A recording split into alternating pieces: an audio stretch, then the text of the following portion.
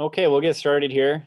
Thanks everyone for joining us for our final webinar of the year. This has been a fun series to do in collaboration with the Valley Rock Gym, Corvallis Climbers of Color, and Peak Sports. Tonight, our very own Professor David Hill is presenting for us again. He did our first webinar this year, and this time he's going to be doing something a little bit different, Backcountry 101. And first, we're going to have introductions from those groups participating. So I'm going to turn it over to Morgan Foster with the Valley Rock Gym to talk a little bit about the club.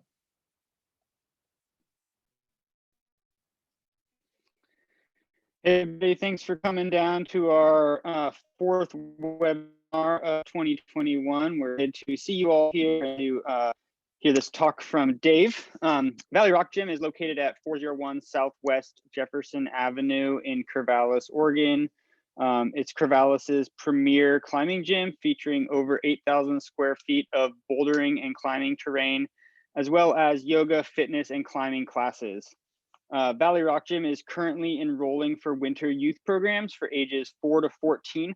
Winter youth programs are a 10-week programs that start the second week of January. More information can be found at valleyrockgym.com/youth-programs. We are also selling holiday packages and gift cards for Christmas. Holiday packages include a 10 punch card for either adults or youths and some retail items. So come on down and check out the gym and what we have to offer, and happy holidays to everybody. Pass it along to Heather and Peak. Yeah, thank you, Morgan. I'm representing Peak Sports tonight. So at Peak, you can rent your favorite backcountry winter gear or buy it there. So they have a new rental program for backcountry ski setup. They also have all the Avalanche equipment there to either purchase or to rent. Remember, you do have to rent stuff 12 hours in advance. So head down to Peak Sports. They also have the bike shop and the annex. So if you want to buy used, they have some cool used stuff. I saw a portaledge there a few weeks ago. Maybe that's still there. You can do your alpine climbing adventures with the portaledge. They also rent crampons and ice axes if you want to get a little more adventurous. And I'll throw some links in the chat to learn how to rent from Peak or buy stuff. Great, thanks a lot, Heather, for doing that plug for Peak Sports. I'm also going to talk about Corvallis Climbers of Color. Samantha Kong is heading up that group, and she was not available to be with us tonight, so I have a little blurb from her to read. Corvallis Climbers of Color is an organization rooted in creating community and access to climbing and the outdoors for BIPOC. In collaboration with the Valley Rock Gym, we host 2 climb meetups a month. The next one is tomorrow night, every second and fourth Wednesday at 7 p.m.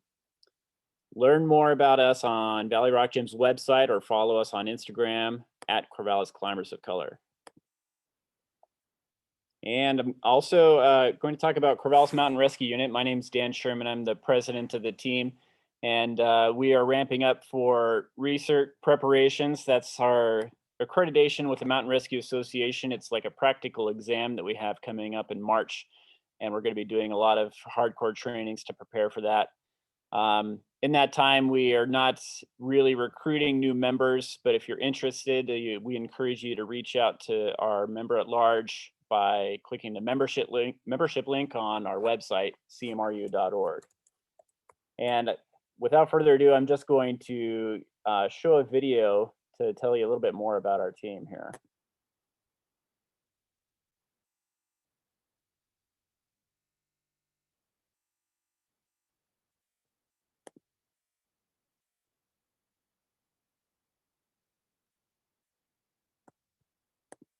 Having technical difficulties, unsurprisingly. 1 second. Here we go.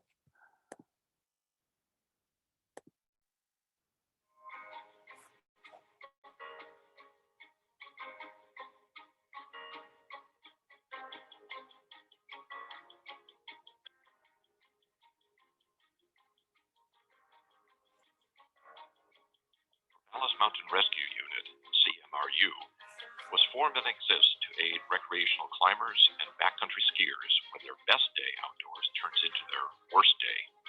Objective and subjective dangers present in wilderness recreation are often unpredictable and can make an outing go suddenly bad, even for experienced people. Wilderness rescue work involves assessing and managing the risk while locating and accessing the person in need of help. It draws on rescuers' knowledge and skills to stabilize the person's condition, physically, medically, and mentally.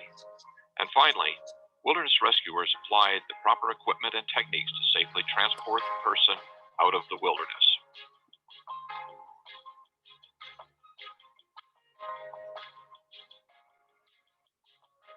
CMRU is formed from a group of willing individuals with a passion for community service and helping others.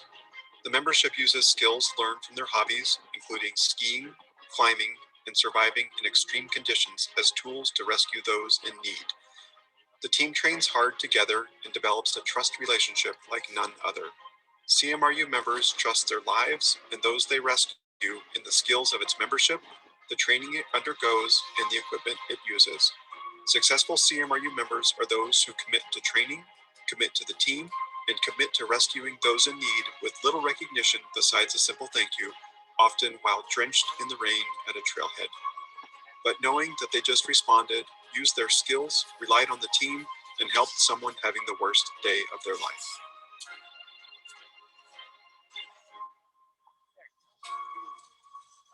Corvallis is the community I grew up in. It has given me a lot. In returning to Corvallis as an adult, I wanted to become civically engaged and give back to my community. Not in a more conventional way, but a way that fit with my passions and skill set. Additionally, I was looking for a community of competent and safety-minded climbers to climb with. I was looking to continue growing and learning as a climber. I found all this and more in CMRU. Before joining CMRU, I had been actively climbing, mountaineering, skiing, and traveling in the wilderness for some time. So I came to CMRU with a pretty well-rounded set of intermediate or better climbing skills in my toolbox. I also came to CMRU with a desire and commitment to help others, a safety-mindedness, an excitement to learn more about mountain craft and rescue in the mountains, a positive attitude, and some, probably not enough, humility. Although not the only things, coming to CMRU with these skills and attributes helped me become a productive member. Oregon State Search and Rescue certification is a critical first step and a requirement to become an active member in mountain rescue or any other search and rescue unit in Oregon. The Benton County Certification Academy is a challenging 7-week course that exposes students to the skills they need to be effective as a rescue team member. Wilderness navigation, lost subject behavior, search techniques, and dealing with environmental injuries are but just a few of the important skills that must be learned. The Academy is sponsored by the Benton County Sheriff's Office and taught by experienced members of Corvallis Mountain Rescue Unit, Mayor's Peak Search and Rescue, Benton County Areas, and other partner teams. These teams often work together during missions in our region.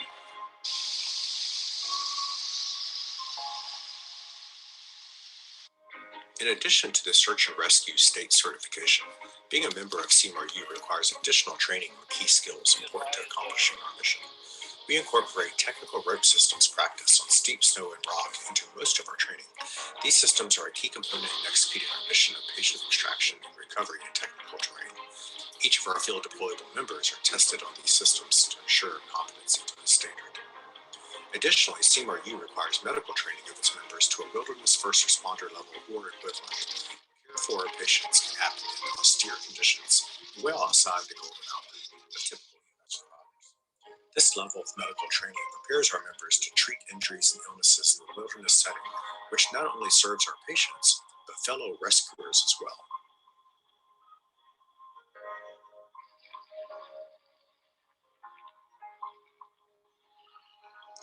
When you're working in adverse conditions and difficult terrain, you need to know that the entire team is up for the challenges you're about to face. This requires a level of trust that can only come from unparalleled dedication to training, both individually and together as a team. From long evenings in our practice facility, familiarizing ourselves with medical and technical skills, to full weekends performing rescue scenarios in the wilderness, CMRU trains year-round in real-world conditions to ensure that we can get the job done as safely and efficiently as possible. While that may add up to a lot of time spent training, I can't think of a group of people I'd rather trust with my life.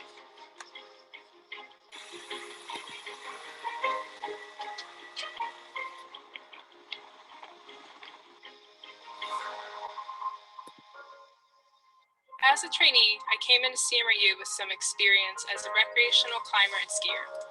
I was motivated to join CMRU because I wanted to help fellow people in the backcountry and put my skills to use. The first year as a trainee in CMRU is challenging, yet very rewarding.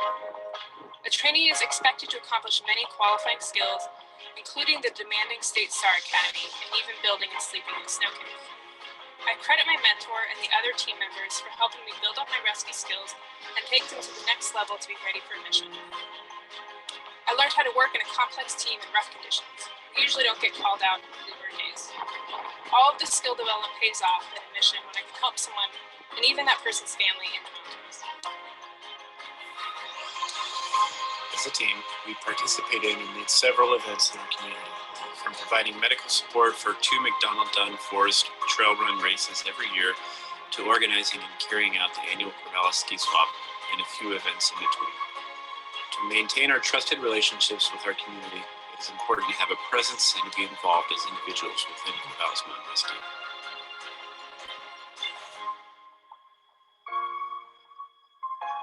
In one word, CMRU is ready. All the stuff we were doing in that video looks like something you'd be interested in doing, and you have experience climbing, you can learn more by checking out cmru.org and going to the membership section of our website. As I mentioned earlier, we're not actively seeking new members at this time. However, we will bring in another cohort of members at the end of our research preparation phase, which will be in the spring. Okay, without any more delay, I'm going to turn it over to Dave, Professor Dave Hill with OSU. He's a member of Corvallis Mountain Rescue. He's going to be talking about Backcountry 101.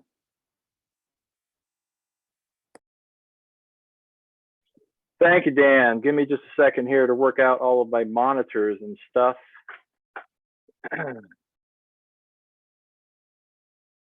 How about it, Dan? How about a thumbs up if I got the right screen showing? Is that good? All right, awesome. Okay, give me just a second here. Let me get some stuff reorganized here. Awesome. Okay, hi everyone. This is my aspirational background, by the way.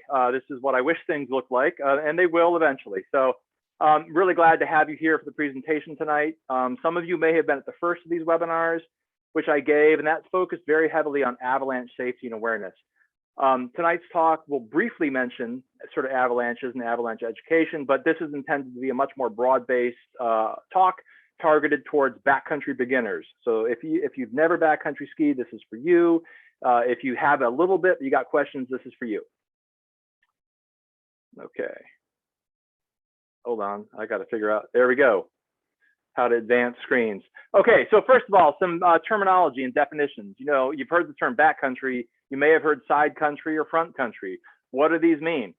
I mean, if you ski off the backside of Bachelor, are you backcountry skiing? Don't know. If you go ski on the marked trails out of Maxwell Butte Snow Park, are you backcountry skiing? Don't know. If you're on skate skis like these guys and wearing Lycra, are you backcountry skiing? Maybe. There's really no technical definition of what defines backcountry skiing, but I personally view it in terms of risk and exposure. And so by risk, what I'm talking about is the probability of bad stuff happening. Are you going to blow the landing when you jump off a cliff? Are you going to get stuck in a big storm? Are you going to create an avalanche? By exposure, I'm talking about the consequences of that bad stuff. So inbound skiing or snowboarding has plenty of risks. Legs can get broken, avalanches can occur, a whiteout blows in, but the exposure is highly mitigated. Ski patrol is there, right? Or you can just quit skiing for a while and go grab a beer in the lodge until the sun comes back out. On the other hand, if you head out of bounds, far from your car or from rescue, it might feel intimidating and high exposure, but you can mitigate exposure in this case by lowering your risk. You can choose to ski on easier slopes, you can avoid avalanche terrain, you can be conservative when it comes to the weather. So bottom line is it's not a binary choice between skiing at a resort or skiing in the backcountry. But if you're personally thinking about increasing your exposure by venturing further afield and for longer periods, all right, this talk is hopefully going to give you a good foundation of knowledge to get you home safely. So 20, 30 years ago, backcountry skiing was pretty much on the down low. I mean, people did it, but not that many. In the past 5 or 10 years, though, backcountry skiing has really exploded in popularity for a constellation of reasons. Crowding at many resorts and on the highways leading to them has contributed to people thinking about alternative ways of getting out in the snow. Also, the cost of lift access and the restrictions on uphilling at resorts are additional contributing factors. As a result of this influx of new backcountry users, many favorite backcountry areas are now starting to feel kind of some of the same pressures as inbound destinations.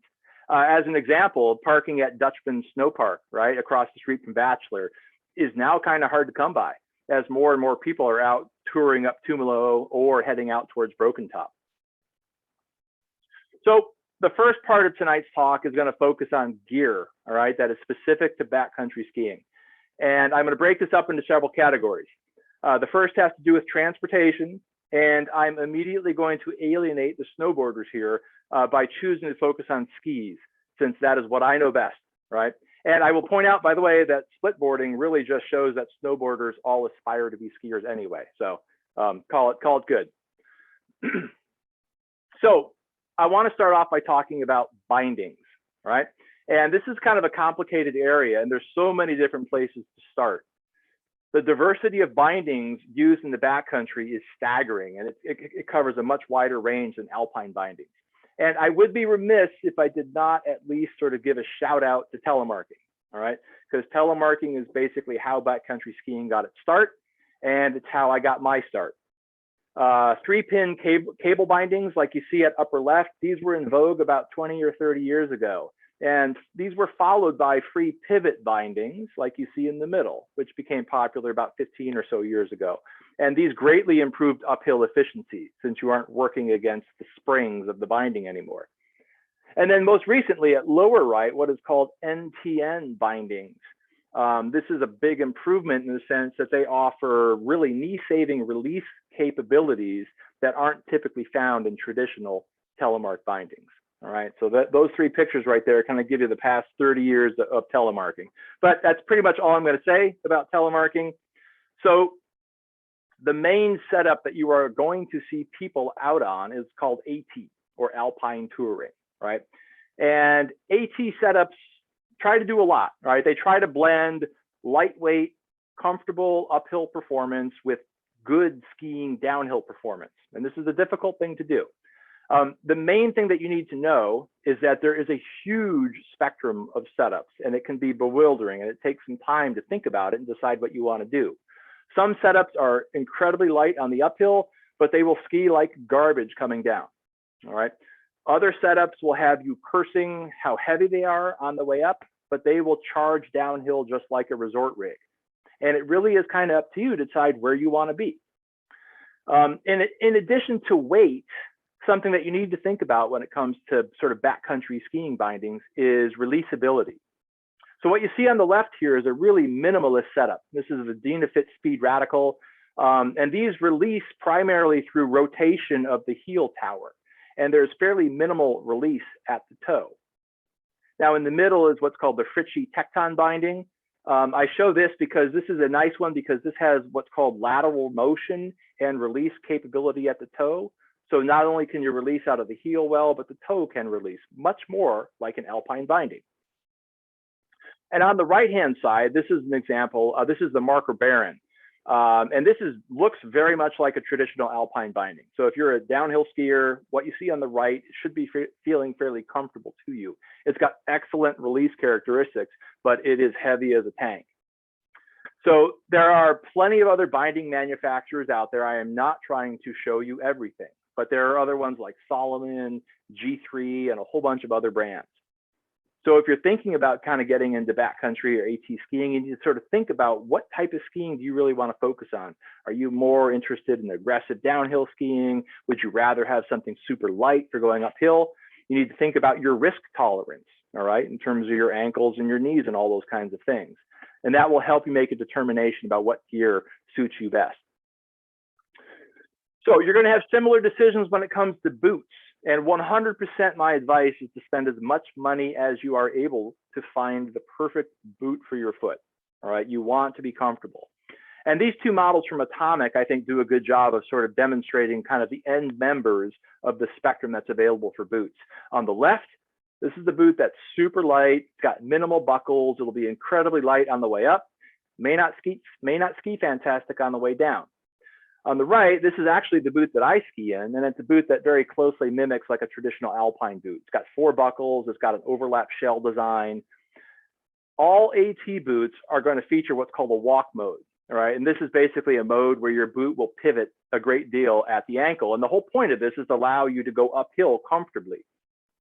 Now, a classic rookie mistake, though, is to drop into your, your steep descent while still in walk mode, all right? And the whole way down, you're going to be thinking like, why do I suck so bad at skiing? And it's because you forgot to put your boot into ski mode. So that's just something that everybody will make a mistake doing when they start backcountry skiing.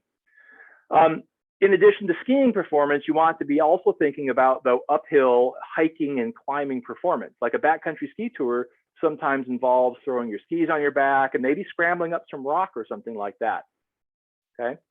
So some boots, like on the left, have what's called a rockered sole, and they have a fully rubberized sole. Looks like it's a mountaineering type boot, and it's going to climb really, really well, okay? Other boots, like on the right, this has more of a hybrid type sole. It's got less rocker and it's got less rubber on it, right? So on the right is what's called a grip walk sole, all right? And it definitely, I can speak from personal experience, it will not climb quite as well on rock. So again, these are all things that you have to think about and decisions that you have to make. Okay, what else about sort of ski kit, if you will? The whole idea of backcountry skiing is to earn your turns, right? So we have to say a thing or two about going uphill. And now skis are supposed to be slippery, right? Wax and everything. So to head uphill, you need some help. So the kind of the go-to for this is a set of what are called climbing skins, like you see at upper left. Okay, so these strips of fabric, they have sticky glue on one side to adhere to the ski. They've got angled hairs on the other side. And when you affix these to your skis, you will be able to actually ski uphill, really pretty amazingly steep grades. Now, this sort of what's called skinning is kind of an art form. It's going to take a lot of practice to get the hang of it, but it's an indispensable skill that you really need to work on. A second option is what's called a patterned-based ski, all right? And the example I'm showing you at upper right is one from the manufacturer Volet. Now, if you've cross-country skied before, like Nordic skiing, you've probably seen skis like this, where in the mid-foot region, you have this patterned base. They go uphill well. They will not go uphill nearly as well as skins. And then also coming down, those scales cause some friction and they sort of degrade your speed coming down. So pattern-based skis are kind of a specialty item, but they can be really useful in Oregon. If you've got if you're touring into like Middle Sister, where you have a long sort of rolling approach, something like this is nice. And it reduces the number of transitions between skinning and skiing that you will have to do. So finally, I want to give thanks for the middle picture there, the awesomeness of what are called ski crampons. Okay, so the typical crampons go on your boot. Ski crampons are different. They mount usually to the toe piece of your binding, and they will give you incredible grip on steep and icy slopes.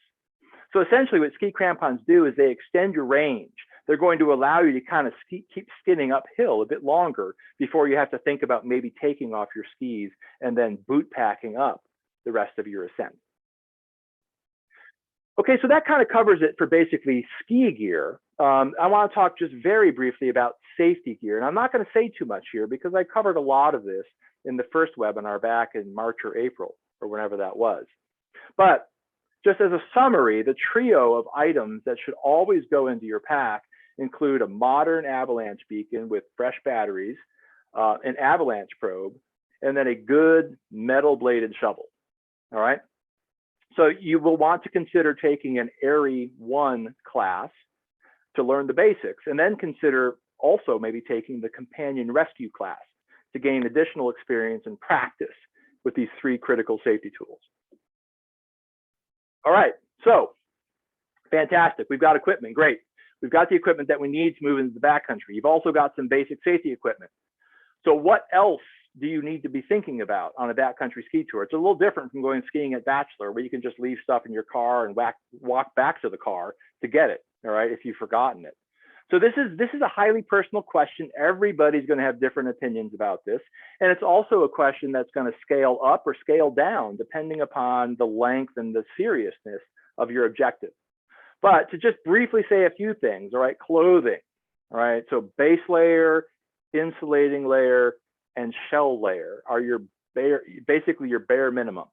And I will say that I have returned from a lot of backcountry days that have turned out to be warm and sunny and calm. And I have basically taken a bunch of clothing for a long walk and I have not needed it, all right? But you never know. The one time that you leave your puffy and shell in the car because at the parking lot, it's warm and sunny, that's gonna be the time that a big storm is gonna blow in, all right? So you need to carry these things. I'm also a huge fan of multiple pairs of gloves, all right? One pair gets wet, you've got a backup, all right? Having wet, cold hands on a day is a terrible thing to do. Secondly, fuel, all right? And by this, I'm talking about fuel and water, and this is what keeps your body going, right? So you need to make sure that you have enough calories and liquid on hand for the day. And as a safety margin, some extra, all right? That would certainly can't hurt and it's light. Next, navigation, all right? Do you have a map with you? Do you have a compass with you? Do you have a GPS? Do you have an app on your phone with pre-downloaded maps? All of these are good tools, right? And it's great to learn how to use all of them. And then maybe on a given day, carry one, maybe carry two of those. And more importantly, do you know how to use these tools? Have you practiced with your GPS recently? Do you have a backup battery bank for your phone if you're relying on your phone? All right, a lot of ski tours in Oregon are really pretty obvious from a navigational point of view, but every single outing is a really good opportunity for you to practice the basics. Take and follow a bearing, locate yourself on the map, even if you don't need to, it's good practice.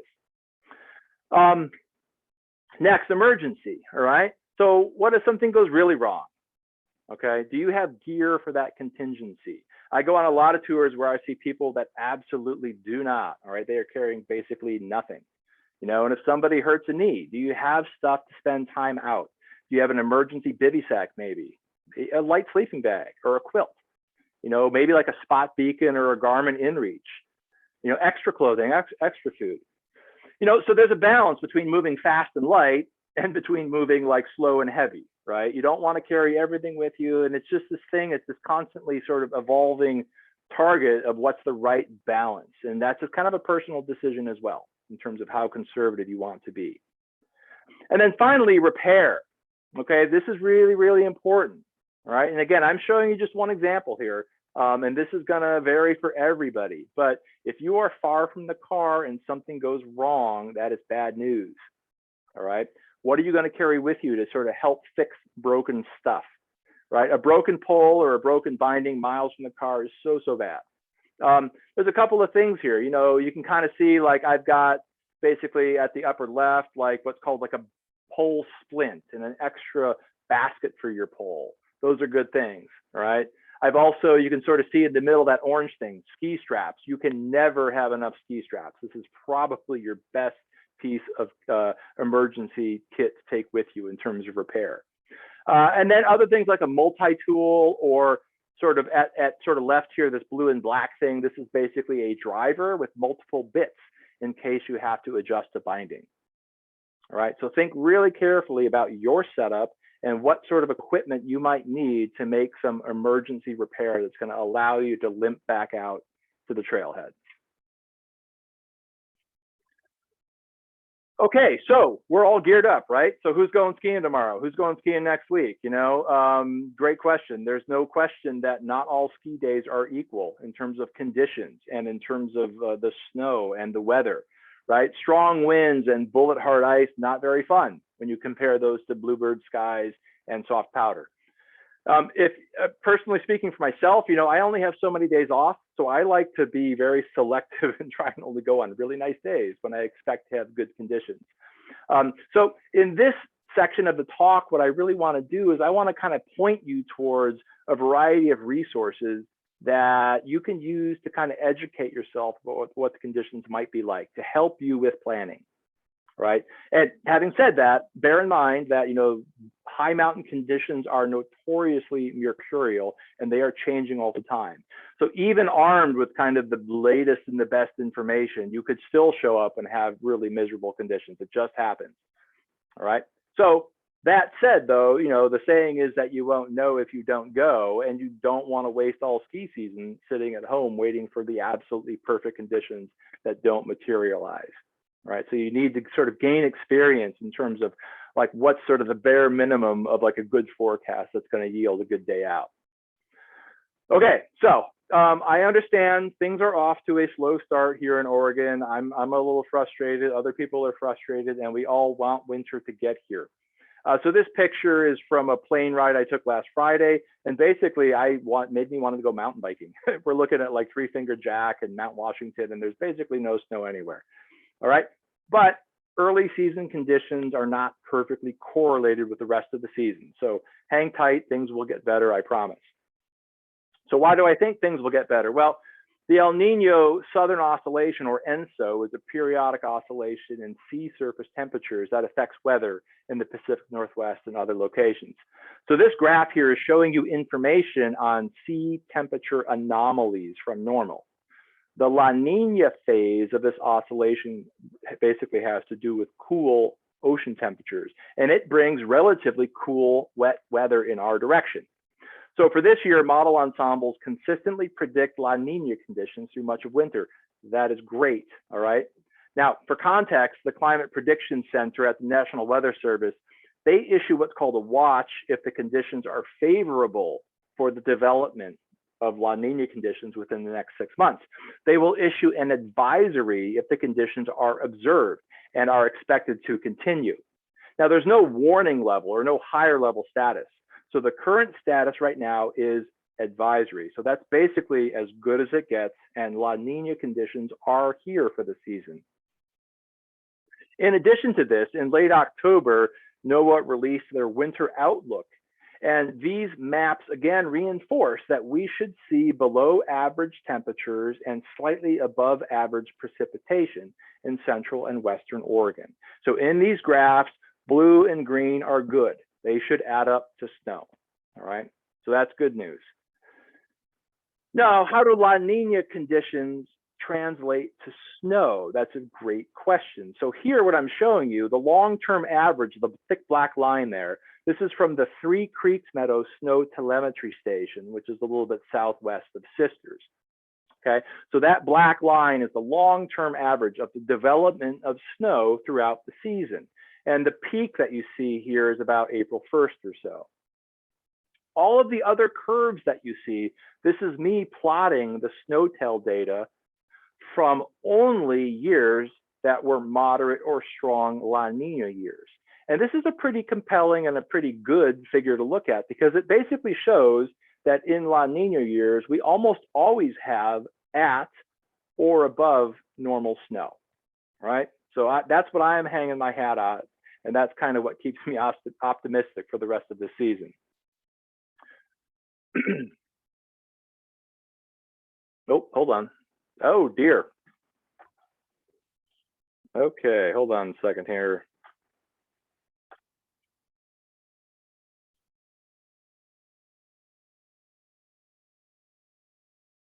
Hey Dan, I lost everything. Are you still, am I still on Zoom? Yep, you're still here. We got you. Okay, give me just 1 second. PowerPoint just died on me, so I'm going to reopen. Okay. Well, you're working on that, Dave. And if you can multitask, there was a good question in the chat here. Let me see if I can find it so I can read it.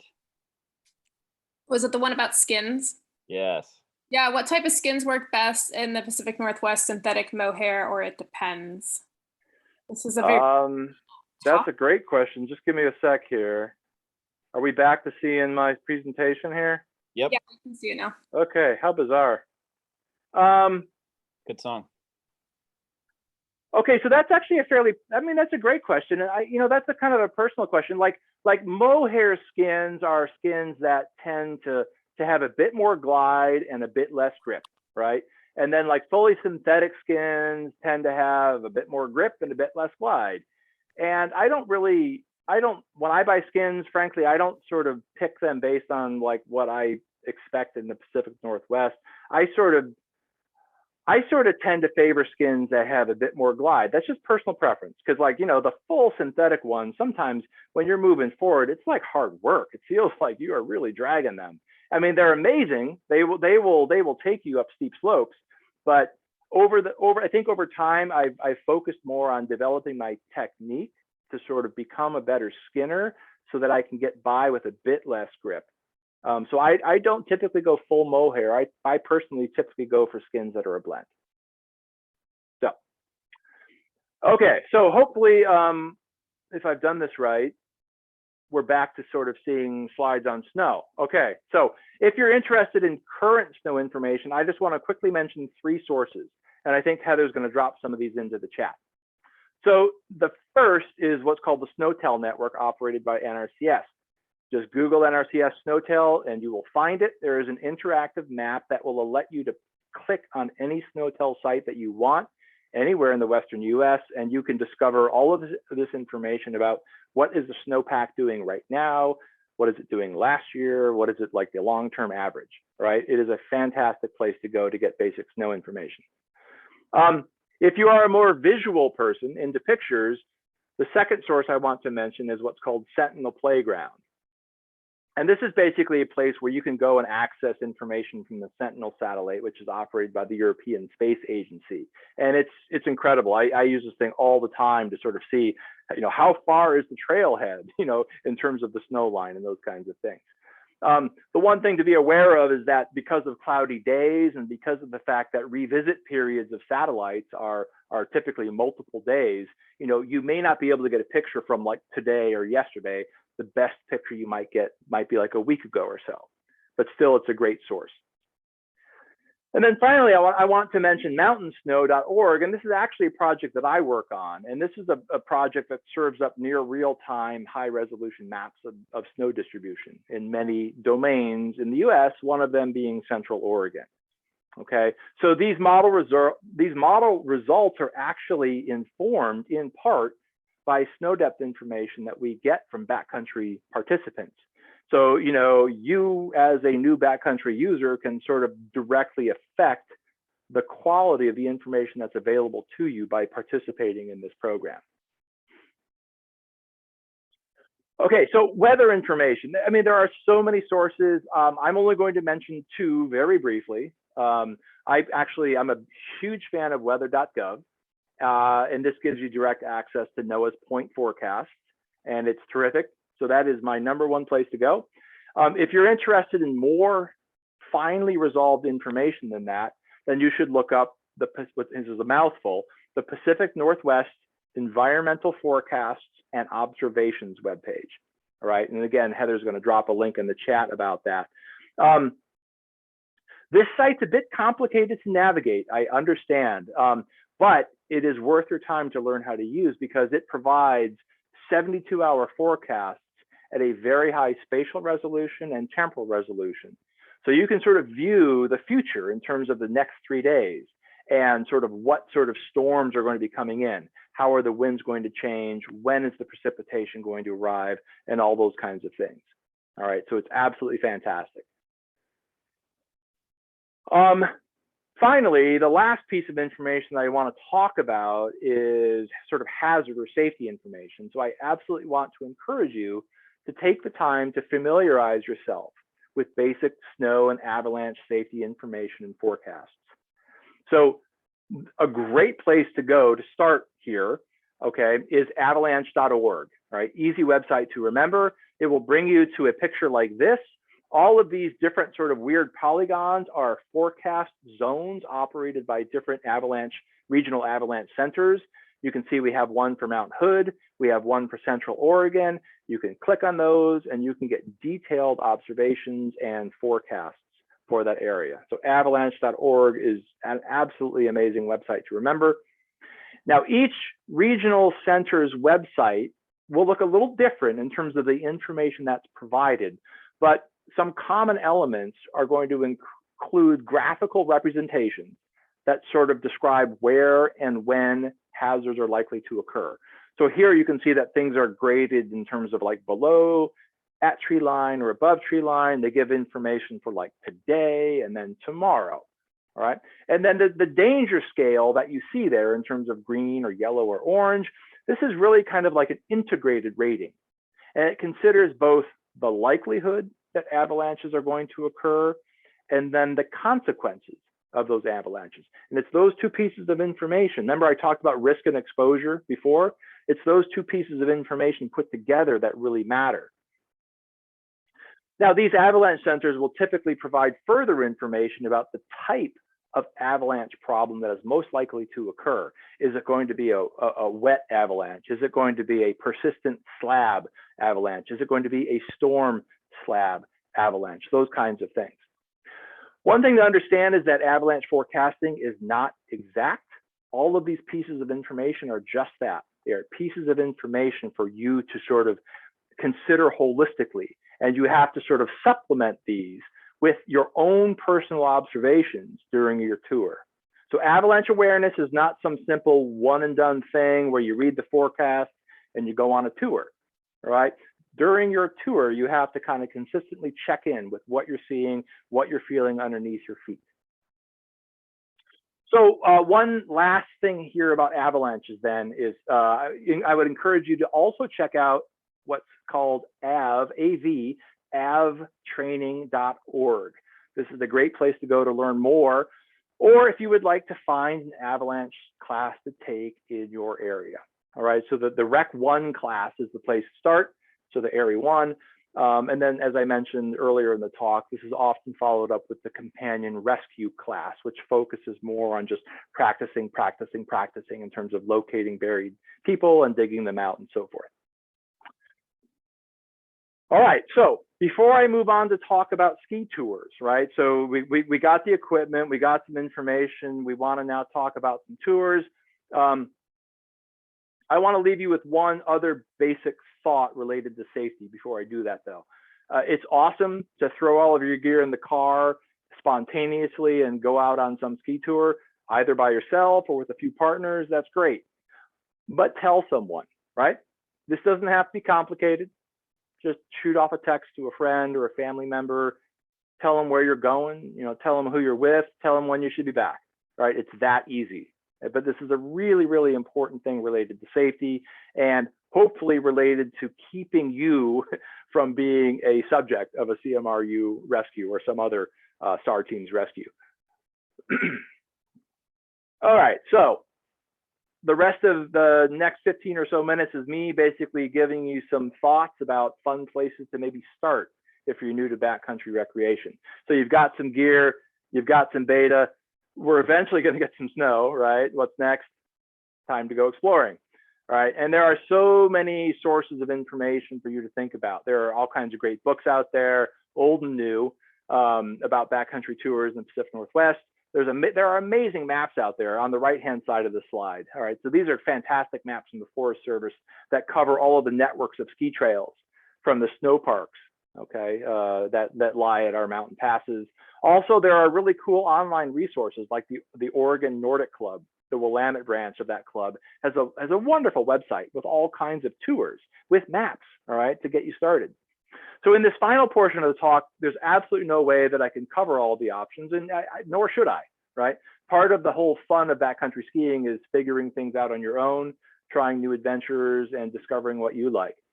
So I'm just going to share a little bit of information about a few favorite day trips and a few favorite overnight trips of my own, all right? And maybe these will be things that might be fun places for you to start. So one thing, before I move into these favorites, I do want one shout out here. If you have never heard of Amar and All Cars website, which is just skimountaineer.com, you totally should hear about it and you should go check it out. So this is a website that he started 25 years ago or something like that. And Amar personally has some 350 ski descents of Cascade volcanoes to his credit. He keeps sort of threatening to take all this information and write a book on it, but he hasn't done that. And so until then, we have this fantastic website. It's like straight out of the 1990s, but it's amazing, okay? And all of the Cascade sort of peaks that are kind of listed in that website, they have these amazing tables, all right? And these tables have subjective information on quality, effort, and difficulty. And of course, those things vary from person to person, but they also have really good objective information on elevation gain, distance for each route. And then there's also sort of narrative information that sort of discusses the route. How do you get to the route? What's the general sort of route that you take? Those kinds of things. There are no GPS tracks here for you to download, but that's okay. I mean, that keeps the adventure factor high. So I totally recommend that you spend some time to explore this as you think about peaks that you might like to go explore. So there's two things. I want to talk about day trips, and then I want to talk about overnight trips. Okay, so the first thing I want to talk about here are day trips, right? And by day trip, I'm simply referring to the fact that I'm sleeping at home. I'm not sleeping anywhere else. I'm not spending a night away from home, but it could be a really, really long day, just so you know. All right. So your mileage may vary depending upon your sort of your experience and your fitness. I personally have three sort of go-to destinations for day trips: Willamette Pass, Santiam Pass, and Mary's Peak. Okay. I'm not going to talk about all three of these. I really want to kind of focus on Mary's since it's the closest, but I do want to give a shout out to Three Finger Jack as a fantastic introductory tour where you can really work on dialing in your skills and your systems, right? The gradient of the first several miles of this tour is really very slight, and it sort of gradually steepens as you go. And the nice thing about this is you just sort of go as far as you want, as far as you're comfortable, turn around and head back down. Okay. The slopes are also, in addition to being fairly mild, they're really fairly open, which is nice. And this is due to the burn, right? Because like if you're skiing really tight trees, it can be difficult. And this is a much more friendly, much more sort of open tour to do. So really, really highly recommend. Okay, but the main place I want to spend a little bit of time here is talking about Mary's Peak. All right, and I'm sure most or all of you have been to Mary's Peak already for purposes of hiking, maybe mountain biking, stargazing. It's a great place to go, or other activities. All right, it's such a cool place, and it's so close to Corvallis, which is why it's amazing. It's also incredible in the wintertime. But, okay, this is a big but, you have to hit the conditions right. And by conditions, I'm talking not just about snow and ski conditions, but I'm also talking about road conditions, all right? So your two main access points to Mary's Peak are the North Ridge Trailhead on Woods Creek Road, or Mary's Peak Road itself off of Highway 34. Now, if you go Woods Creek, that's great. It's going to leave you with about a 4-mile climb and about 2,000 feet of vertical to get to the parking lot. Whereas if you go on Mary's Peak Road itself, it will take you right to the parking lot, right? Maybe. So I will say that most of my winter trips up Mary's Peak Road have been total chaos. Cars are sliding off the road in both directions. They're getting stuck. It can be really, really tricky. You know, we get one big snowy weekend and everybody in Corvallis wants to go up Mary's Peak Road. So be extremely careful and thoughtful if you do that. The Forest Service does not plow the road. And following storms, what will happen is that large trucks with high clearance, they will end up beating in really deep ruts, which is great for them. But, you know, it's really easy to get high centered and stuck. So just so that you are aware. So this is kind of like your main beta for Mary's Peak. So I've kind of zoomed in here, and, you know, up here, you can sort of see at sort of this big picture on the left-hand side. If you look at the right side of that picture, you can see sort of the instrumentation towers at the top of Mary's Peak.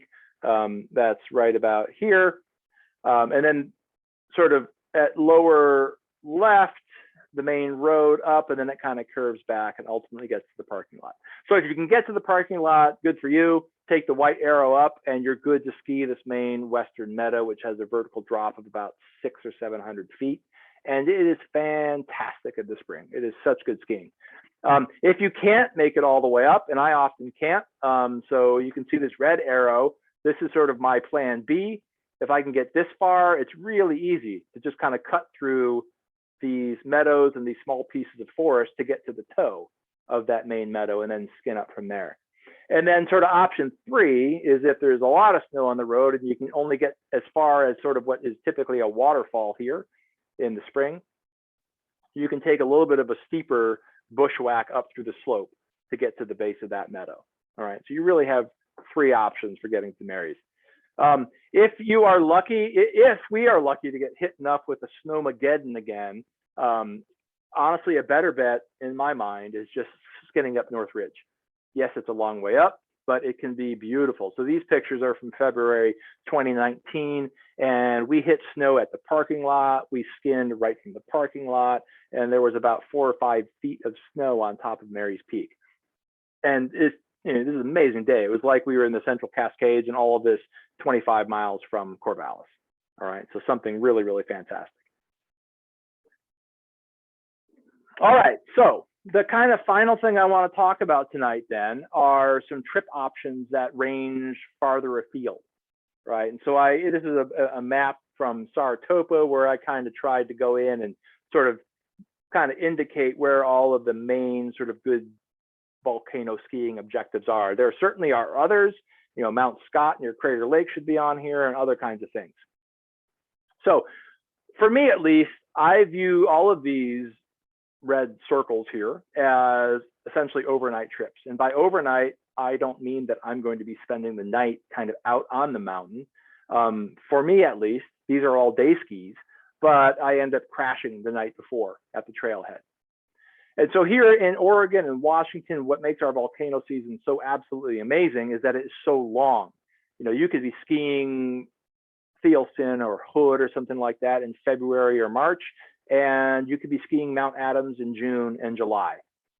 Okay, so this wide range, what stretches the season out so long, has a lot to do with the access roads, right? And when the various trailheads melt out and become passable, right?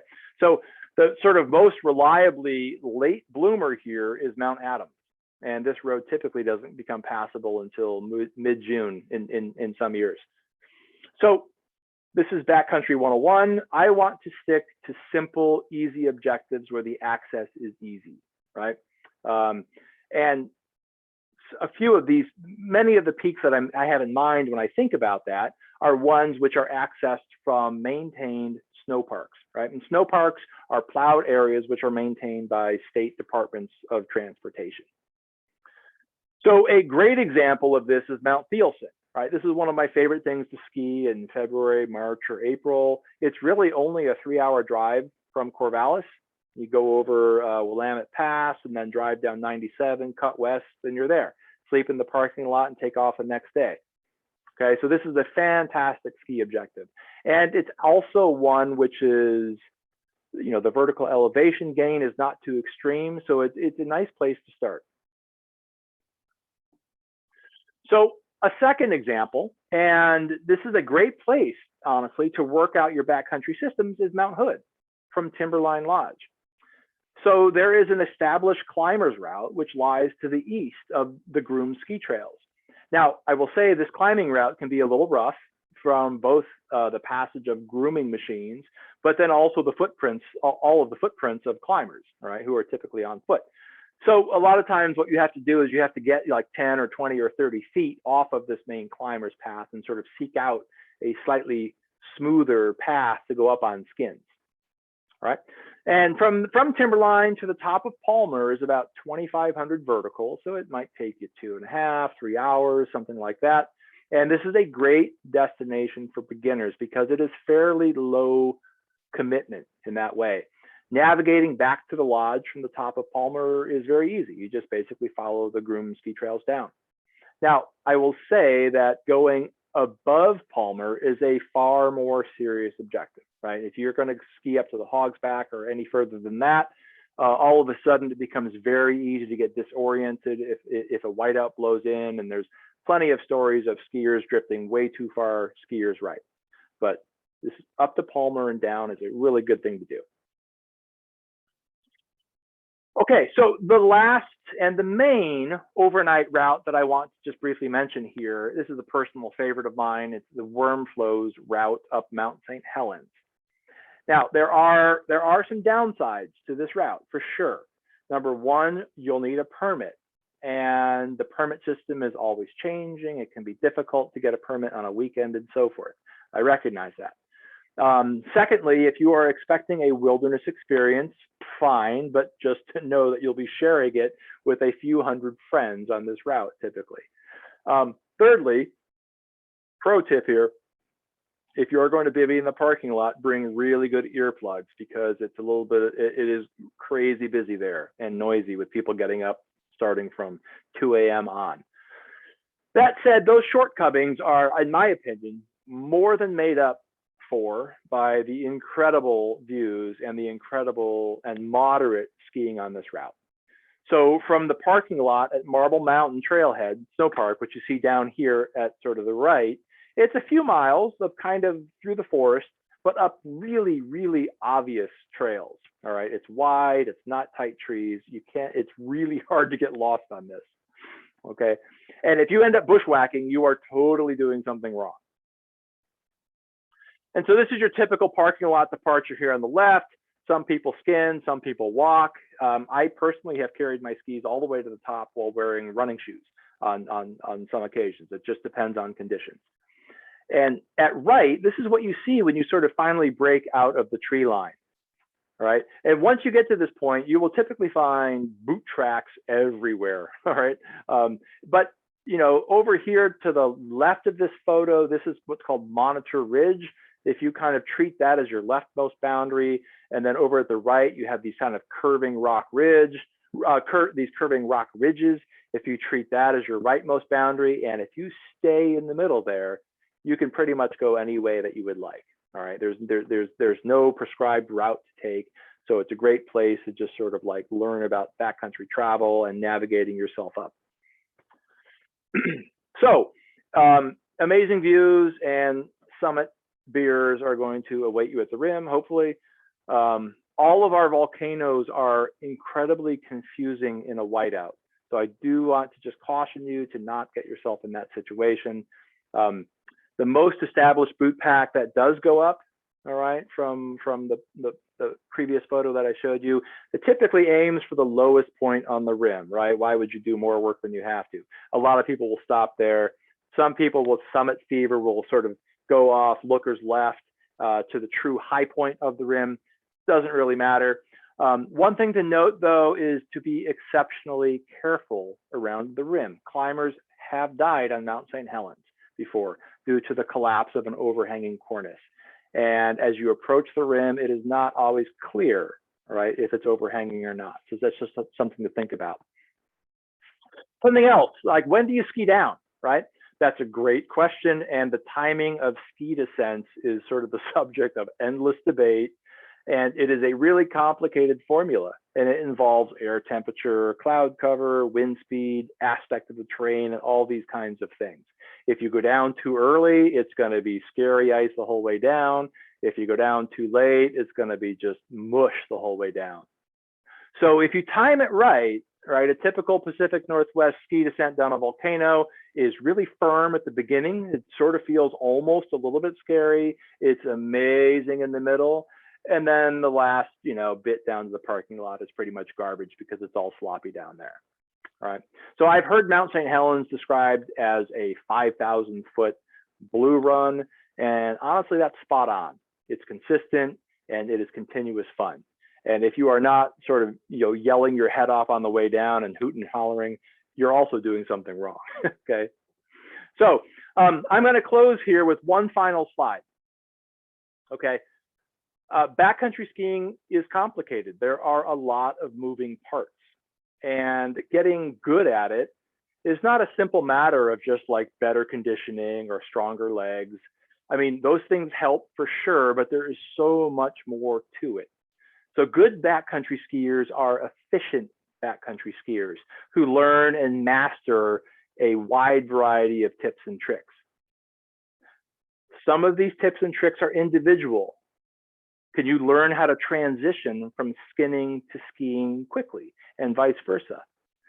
Can you learn to make sure that you keep some food handy in your pocket so you can just snack along the way during the day?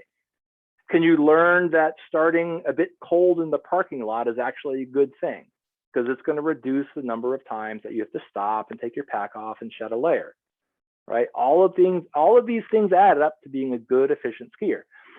Other tips and tricks are group oriented, right? And by this, one of the things I'm referring to is sort of learning that slower is faster, right? If you put slower team members out front and kind of let them set the pace, that's actually a good thing. It will keep a group closer together. That's going to improve your communication, right? And then the group will overall travel more efficiently if you do that. So some of these things you can learn from books, some of these things you can learn from classes, but to be honest, a lot of these things you're just going to have to learn from experience. You're going to have to learn by asking questions of people who are more experienced than you. So the backcountry is totally a lifelong pursuit. And if you are new to it, I'm super glad to have you on board, all right? And I hope that you will have a great season. And I know the beginning of the talk was a little bit sort of sad and depressing about the lack of snow. And normally I close a talk by sort of saying thank you, but in this case, I'm going to say you're welcome, because this is the forecast for the next 4 or 5 days up at Mount Hood. So party on, you know, get out the wax and iron and jump into backcountry skiing. Great. Thanks so much, Dave, for doing that for us. Thanks everyone for being here. We're going to do a couple Q&As if everyone wants to stick around for those. Somebody asked a good question in the chat a few minutes ago. It was Lisa, and let me pull it up here. I threw it at the end of the chat and reposted. Oh, great.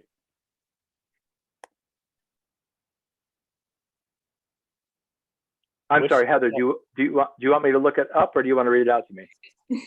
I think it was from Lisa. Which SNOTEL data point is best to give indication of recent snowfall?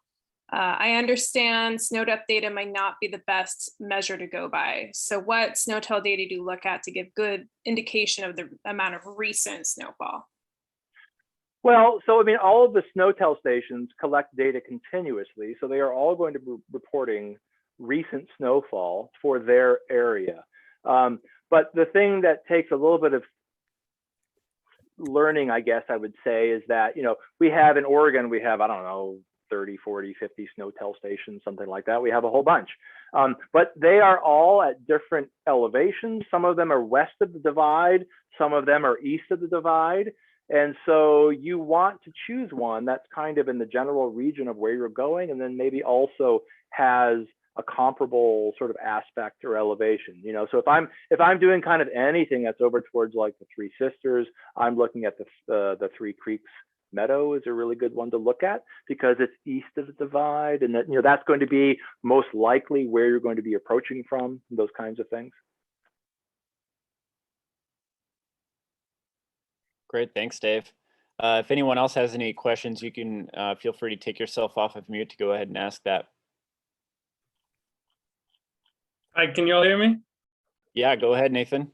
Awesome. I was just wondering what advice you would give to someone that doesn't have any backcountry skiing experience, but has the gear and wants to get out there and get it and do it.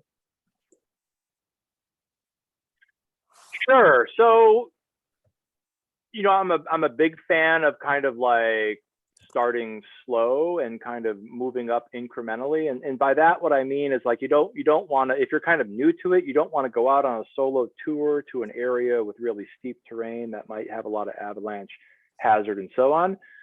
You know, there's a saying out there that if avalanches are the problem, then, you know, terrain is the solution. And kind of what that means is that there's always a place that you can go ski that is going to be safe and likely have decent conditions. So you can always go. It's a matter, if it's a matter of like finding partners, there are, you know, asking around with organizations like CMRU or Corvallis Climbers of Color. These are all good ways to meet like-minded people. There are a number of Facebook groups that are sort of dedicated to kind of backcountry touring in the Pacific Northwest, and there's also one in Oregon itself. And so those are oftentimes good places to sort of just give a shout out and be like, hey, I'm looking for some like-minded people and like-minded partners. So yeah, you know, there's always something you can go ski that will suit your abilities, and don't be shy about asking for partners and, you know, finding a mentor, that sort of thing. Awesome. Thank you. And I would echo, look for something low risk your first few times you go out, like Mary's Peak or Potato Hill, or taking a tour out to Three Finger Jack, but not going up too far on Three Finger Jack, just so you can work out your gear. So you know how to put your skins on, you know how to click properly, get into your bindings, and you can work out all that stuff before you do something a little more high risk. And just go out on a nice day on a nice tour and don't plan on getting a ton of turns in. That might be a good way to kind of get slowly introduced to. And I'm going to post the link to some of those Facebook pages into the chat. I was going to say as well, a tip I have is mentally separate resort riding from backcountry riding, because it's very easy when you start the descent, even if you're at a higher risk area for backcountry, to start thinking to go back into that resort riding where you're looking at, oh, that could be a fun jump or that could be a fun area. But you know, the risks of the backcountry make you ride differently than when you're inbound. So I always try to separate, you know, when you're in the backcountry, choose a point that you know is low risk and ride to that point. So then that way you can separate your normal tendency of thinking that risks are mitigated from knowing that there's real risks out there in the backcountry that haven't been mitigated. Yeah, thanks, Kevin. And it's definitely okay to pursue those lower angles, lower risk areas first, just to get used to it, to maybe go through some trees and navigate through the terrain. Good question, Nathan. Avi asked a good question in the chat for Dave. When you go up North Ridge on Mary's, are you skiing down that trail as well, or do you take the That's a good question. So I have the trip that I showed you there, that was a perfect storm of amazing conditions, in the sense that we were skinning up through nice, soft, new snow, and there had not been a lot of traffic up it. So we were kind of setting the track. And what that means, because if any of you have been on the North Ridge of Mary's, it's a long way down. It's a 2,000-foot descent, and there are sections of it which are not super steep, but continuously gently steep, and it's fairly tight. And so since the snow was soft, we were able to ski down no problem, because we could sort of drift a little bit to the side and like let our skis run through fresh snow to kind of act as a brake. If you were trying to do that several days after a storm cycle where there had been some sort of freeze and rethaw, that would probably be a little bit scary. Thanks, Avery, for the question. Nathan's got another good question here in the chat. He's heard of Iron Mountain and Cone Peak, which many have. It's now becoming more popular. What are our feelings on that area? I'll just say, and I would love somebody else to jump in here. So in the 12 years I've lived here, Cone Peak and Iron Mountain 10 years ago were very lightly traveled. Now they're fairly heavily traveled. A lot of people will access it. It's a little bit dicey at times, because a lot of people, what they will do is from the Tombstone parking lot, they will actually hike down the road, or they'll be up on the snow above the road, hiking downhill to that first bend, slight bend to the right, where the trail heads up towards Cone. It's when you get up there towards Cone Peak, it's quite nice. It's a little bit kind of tight down in the trees, and so it can be a little bit of a bushwhack on the way up, and depending upon your skiing comfort on the way down, can be a little bit trying. And if anybody else wants to throw in their 2 cents on that, I absolutely welcome that. Yeah, thanks, Dave. I've been up there once for mountain rescue training in the winter for a ski trip, and it was definitely challenging. It gets into some pretty expert terrain as well, especially through the trees and even a little above tree line. So definitely take your time building up to a place like that. And I'll contrast it. I'll contrast it with like what I said earlier about like going to Santiam Pass and like touring up towards Three Finger Jack. That is such a mellow, wide open. The trees are spaced out. You know, from the Santiam Snow Park, you can more or less head directly north from there, or you can actually kind of contour east paralleling the road and head yourself over towards the PCT trailhead. And if you do that, it becomes even more mellow and wide open. And, you know, if you aren't super comfortable and solid on skiing on kind of highly variable snowpack, doing it where the trees are nice and wide is highly advised. Yeah, good point, Dave. Thanks for that question, Nathan. Doug's asking you another good question here in the chat. Are there techniques to mitigate risks from features under the snow? In the burned areas, there's a lot of down timber that could be less than enjoyable to find on the way down. Yeah, I mean, for me, my solution to that is to not go too early in the season. You know, some of us here, actually Dan and Heather and I, did the Three Finger Jack tour in November of last year, which seems early, but there was plentiful snow. And so we actually were absolutely able to sort of stay up on top of those downed trees. If you go too early, and you can kind of tell, because as you're skiing down, you know, you see these linear features, which are the humps of snow sort of sitting on top of those trees. And the absolute worst case scenario is that you bury a tip underneath a log as you're skiing down. So in my mind, it's just a matter of waiting until long enough in the season when there's adequate snow and being very careful and using your eyes as you're skiing down. Yeah, totally agree with that. Nathan has another good question here, and we might get varying opinions on this. At what point in your backcountry experience should you pursue an Abbey 1 certification? I'll give you my experience. So I started backcountry skiing 25 years ago and I took an Avalanche class. This is kind of back when Avalanche classes almost really didn't exist. It was just taught by some individual in the Tahoe area. So, you know, the whole ARI program is a relatively kind of recent development. I got through a long sort of apprenticeship of backcountry skiing kind of without having it, and that was okay. But the infrastructure for offering these ARI programs is out there now, and I personally think it's a great first step. And I don't think anybody needs to like start skiing and like be like, well, I need to wait a year or two. I mean, I don't see any reason why not to take it kind of right up front. The difficulty of the skiing that you will do in an ARI program is usually quite low. So as long as you have some basic skiing skills, you will be fine. The instructors keep the skiing part of it pretty mellow generally. And you might even have people on snowshoes and stuff in your class. Mm-hmm. Snowmobilers also take ARI classes, and sometimes they'll do it on snowshoes. If you don't want to commit to a ARI class, or maybe they're all sold out by now, you could look into a Know Before You Go event. They might be having some of those up in Sisters or over in Benton soon, and that's like an evening, a few hours of Avalanche information. It's not, you know, as in depth as the ARI level 1, but it might kind of pique your interest a little more. And then you can see if you want to invest the time into going in an ARI.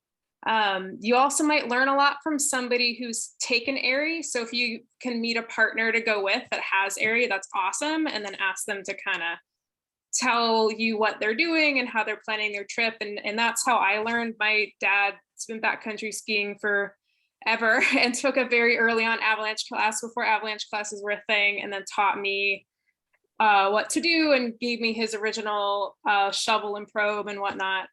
So yeah, try to also find some ski partners that have ARI. It's always nice to have in a group to have at least one person with ARI, if not everybody in the group. Yeah, that's a really good point, Heather. My experience is a little bit different. I didn't get into backcountry skiing until I got on to CMRU, and before that it was mostly snowshoeing in the backcountry. And I definitely traveled into some Abbey terrain sort of naively, not really knowing much about it. After I took the course, I wished I would have taken it a lot sooner.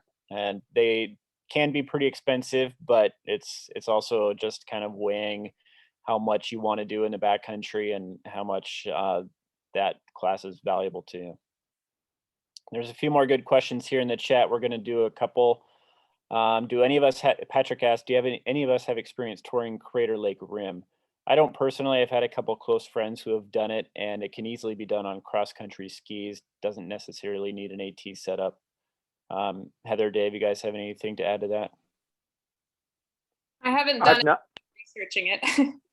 And yeah, I've seen people do it. There's actually a really great Oregon Field Guide episode about ski touring around the rim. And they, if I remember right, they're using 3-pin backcountry. It's kind of a mix between a backcountry ski and like a telemark ski, those 3-pin bindings with the boots. And you can rent those from Peak, that kind of beefier backcountry ski. So you could do it on AT skis if you want, it looks like, but you might be a little cumbersome, or you can do it on a beefy, like backcountry Nordic ski setup from what I've seen. So, but it's on my to-do list for sure. But check out that Oregon Field Guide episode. I'll see if I can find a link to that particular episode real quick. Do you have anything to add, Dave? I don't. No, that was perfect. Okay, great. If anyone else has any quick questions, take yourself off mute and go ahead and ask that. We'll just do one more question here. May I ask a question? This is Loyal here. You may. Go ahead, Loyal. Just curious how much touring, how possible the western part of the Three Sisters Wilderness is just during snow time. There's a whole bunch of peaks. I wonder if those are worth skiing that are to the west of Three Sisters. Anyone know about it? I think access is a little bit tricky there. I will say one of the first years I was here in Oregon, and I did the sort of bike ride up a 242 to D right. You know, we did it from the Mackenzie side. Yep. We got to the top and we were hanging out, and these two guys rode up with bikes from the sister side with huge trailers they were pulling full of skis and boots and all that. And they were basically from D right hiking into the western aspect of kind of North Sister and so forth, which is a long way to go over a lot of volcanic rock. So, I mean, I think that there's incredible stuff to ski there. I think Collier Glacier that lies to sort of the northwest of the saddle between north and middle is supposed to be amazing to ski. I think your biggest challenge is just going to be access points. But I don't know. Great question. I haven't spent a lot of time there on snow. Yeah, I don't have anything to add to that either. I haven't spent any time there on snow either. All right. Well, thanks everyone for tuning in tonight. This was a great turnout. The recording will be available on our YouTube channel if you want to check back on that later and share it with friends. And check back for more webinars that we put together for next year for a new series. Maybe even in person, cross fingers. That's right. Have a good night, everybody. Okay. Thank you all for tuning in. Appreciate it.